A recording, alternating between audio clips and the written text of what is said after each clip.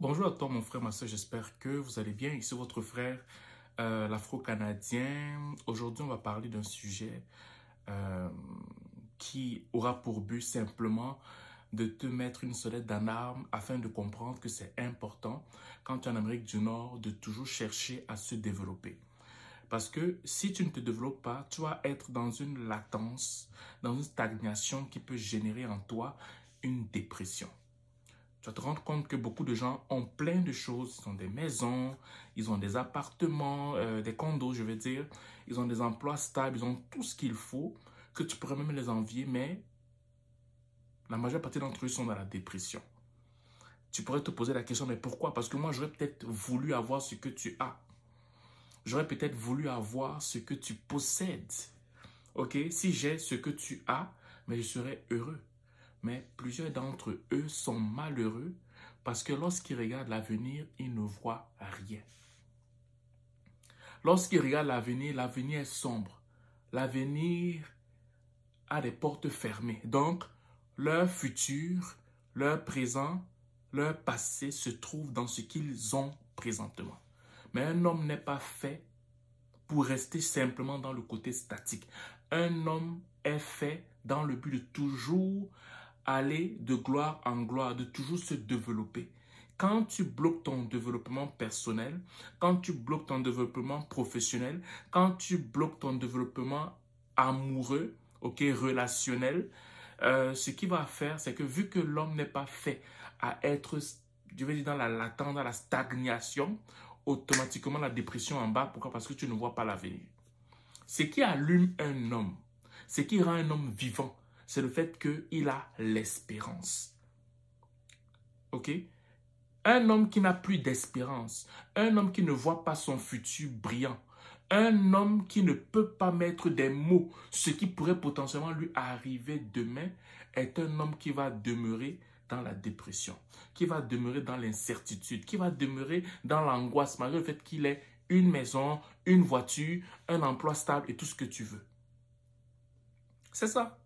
C'est la raison pour laquelle tu peux voir des gens qui sont habillés de façon respectable, qui ont des emplois respectables, qui ont des diplômes respectables, mais ces personnes sont toujours dans la dépression. Pourquoi? Parce qu'il est de la responsabilité de tout un chacun de penser à son avenir, de construire son avenir, de toujours être dans la projection, de toujours regarder dans le futur, de construire son futur. Ce n'est pas la responsabilité du gouvernement du Québec. Ce n'est pas la responsabilité du gouvernement du Canada. Ce n'est même pas la responsabilité de ton employeur. Non. Arrêtez d'accuser vos employeurs. Arrêtez d'accuser le gouvernement du Québec. Arrêtez d'accuser le gouvernement du Canada. Il est de votre responsabilité de construire, de bâtir, de structurer votre futur. Pourquoi? Parce que l'homme n'a pas été conçu pour rester dans la stagnation, pour rester statique, pour ne pas bouger. L'homme est fait pour continuer à s'améliorer jusqu'à ce qu'il parte dans la tombe. Donc, je t'explique l'une des raisons pour lesquelles tu es toujours dans la dépression. Je t'explique l'une des raisons pour lesquelles quand tu arrives dans un emploi, tu pourris l'atmosphère. Pourquoi? Parce que ton avenir, tu ne sais même pas où il est. C'est pour ça. Oui. Donc, ne sois pas surpris que tu as un collègue de travail qui est toujours énervé. Il est toujours frustré. Mais en fait, l'une des raisons qui explique ça, c'est parce que lui, quand il voit son avenir, ce n'est que son emploi. C'est pas que l'emploi est mauvais, mais comme l'homme est fait pour toujours s'améliorer, pour toujours se déployer dans la vie, en fait, ce qu'il ne se rend pas compte, c'est qu'en fait, son être intérieur lui dit, mais j'en veux plus. Son être intérieur l'appelle à se développer encore plus que ce qu'il est présentement. Mais lui, il ne veut pas écouter son être intérieur. Hein? Il veut faire le têtu.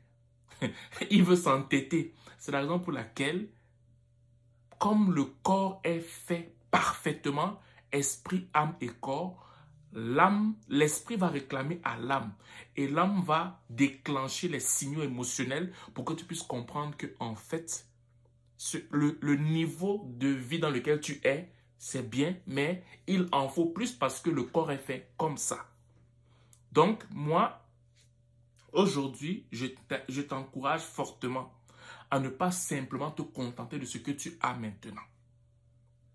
Je t'encourage à aller au-delà de ce que tu as. C'est très bien la situation actuelle dans laquelle tu te trouves.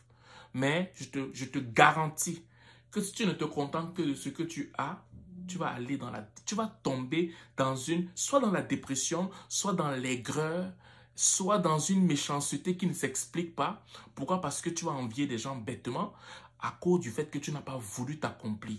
À cause du fait que tu n'as pas voulu écouter l'élan de ton cœur. À cause du fait que tu as voulu faire le paresseux et te dire que tu ne vas te contenter de ce que tu as. Non. Non. Voilà. J'espère que cette vidéo va te pousser à être la meilleure version de toi-même, à continuer à t'améliorer. Parce que l'homme est fait comme ça. Il doit toujours s'améliorer afin d'aspirer à la perfection en fait. Voilà. Donc c'est ce que je vais vous partager comme message. J'espère que ce message va vous toucher, va vous pousser à être une meilleure version de vous-même. Sur ce, je vous souhaite de passer une excellente journée ou une excellente soirée, dépendamment du lieu où vous m'écoutez. Ciao.